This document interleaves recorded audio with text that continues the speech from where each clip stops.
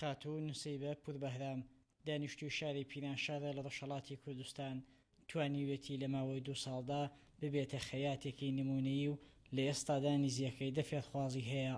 نسیبە پوربەهرام دانیشتووی شاری پیرانشار بە ماوەی 2 ساڵێکە دەستم کردو بە خەیاتی.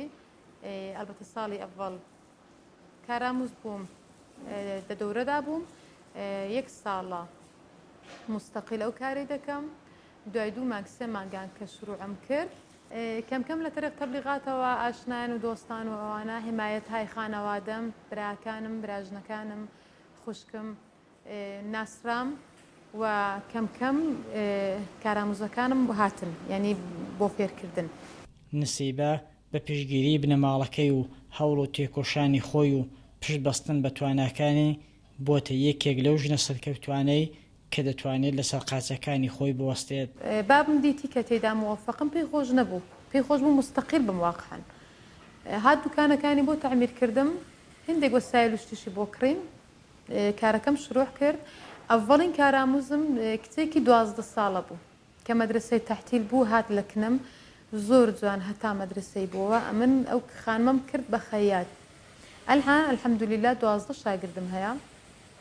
ئەلبەتە دۆرەی ئابدەیتیشم هەیە، 1 مانگ دێن یا هەفتەیەک دێن، یا ئەو کارانێک کە مشکلیان هەیە دێن، چون پێیان دەڵام من لەسەر 1 مێن چون بۆ خۆیان خەیاتن، هەر مشکلێکی هەیان بێ دێن. دوایش ئێوارانش کە 3-4 سەرخکارم هەیە، مرتب دوخت و دوز و تەحویلمان هەیە. ناوبراو کاری دیزاین و دوورینی جلوبەرگی خانمان ئەنجام دەدات. لە ئێستادا جگە لە کاری دوورین فێرگەی هەیە. تا ئێستا نزیەکەی 15 کەس لەسەر دەستی ئەو خانمە فێری دوورین و جلوبەرگی کوردی بوونە و توانیویانە ببنە خەیات.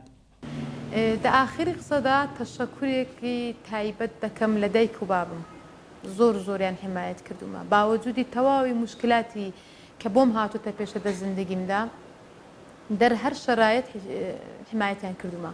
و براکەم و براژنم کە زۆر پاڵپشتم بوون، زۆریان حمایەت کردومە، زۆر تەشویقیان کردم بەو کارە.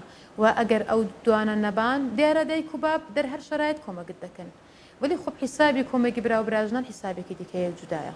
زۆرن چیرۆکی ئەو خانمانەی کە زۆرجار تووشی شکاس هاتوون، بەڵام لە بەرامبەر سەختی و هەوراز و نشێوەکانی ژیان چۆکیان دانەداوە و بەردەوام بوونە لە هەوڵ و تێکۆشان.